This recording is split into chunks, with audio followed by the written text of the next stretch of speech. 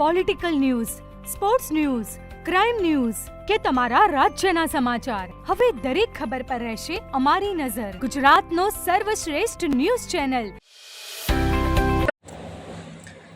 ચાણસ્મા ખાતે પટેલ લાલજીદાસ લક્ષ્મીદાસ ટ્રસ્ટ તથા પરિવારના આયોજન હેઠળ ભગવાન શ્રી રામચંદ્રજીની 107મી ભવ્ય શોભાયાત્રા આજે સંત શ્રી મારુતિ ચરણદાસજી મહારાજની પાવન નિશ્રામાં શ્રદ્ધા, ભક્તિ અને હર્ષોલ્લાસ સાથે યોજાઈ હતી. નવા રામજી મંદિરના નિર્માણની 107 વર્ષ પૂર્ણ થવાના અવસરે યોજાયેલી આ શોભાયાત્રામાં મોટી સંખ્યામાં ભાવિકો, મહિલાઓ, યુવાનો અને વડીલોએ ઉત્સાહપૂર્વક ભાગ લીધો હતો.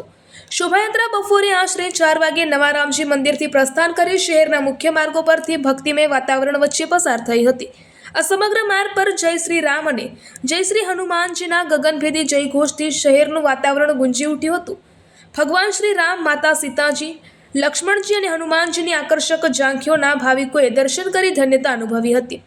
સંત શ્રી મારુતિ ચરણદાસજી મહારાજ છેલ્લા 33 વર્ષથી નવા રામજી મંદિરમાં નિષ્ઠાપૂર્વક સેવા પૂજા અર્પણ કરી રહ્યા છે. તેમની આ ધાર્મિક સેવા, ભક્તિભાવ અને આધ્યાત્મિક માર્ગદર્શનથી ચાણસ્મા તથા આસપાસના વિસ્તારોના અસંખ્ય ભાવિકોને સતત પ્રેરણા મળી રહી છે. શોભાયાત્રા દરમિયાન મહારાજશ્રીના આશીર્વચનનો પણ મોટી સંખ્યામાં ભક્તજનોએ લાભ લીધો હતો. આ પ્રસંગે મંદિર ટ્રસ્ટના ટ્રસ્ટીઓ, પરિવારજનો તેમજ મોટી સંખ્યામાં સમાજના અગ્રણીઓ ઉપસ્થિત રહ્યા હતા. સમગ્ર યાત્રા માર્ગ પર ભક્તોની સુવિધા અને સુરક્ષાને ધ્યાનમાં રાખી સુવ્યવસ્થિત આયોજન પણ કરવામાં આવ્યું હતું, જેના કારણે સમગ્ર શહેરમાં ભક્તિમય અને ઉત્સવી માહોલ સર્જાયો હતો. અંતે ટ્રસ્ટ દ્વારા શોભાયાત્રાના સફળ આયોજનમાં સહયોગ આપનાર સેવાભાવી કાર્યકરો, ભક્તજનો, દાતાશ્રીઓ તેમજ વહીવટી તંત્ર અને પોલીસ વિભાગનો હૃદયપૂર્વક આભાર વ્યક્ત કરવામાં આવ્યો હતો. રિપોર્ટર જય કિશન પટેલ.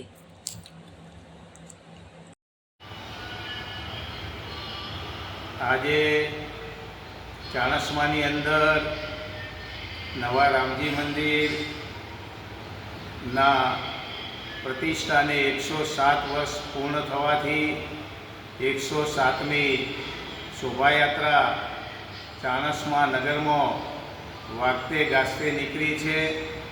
રામચંદ્ર ભગવાનના અને અમારા પૂજારી સંત શ્રી મારુતિ ચરણદાસજી મહારાજના ગામ ઉપર ખૂબ ખૂબ આશીર્વાદ છે.